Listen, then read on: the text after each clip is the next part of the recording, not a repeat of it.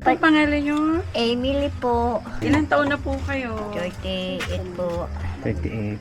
May trabaho po ba kayo? Wala po. Wala. So si husband ang may trabaho. Paputol-putol din po.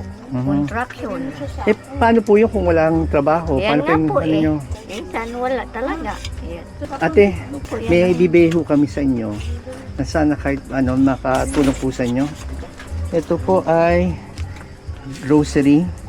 Tapos may vitamins din po dyan. No? Para may makakain po tayo ng ano. Ito, sa inyo rin to. Ay, talagang.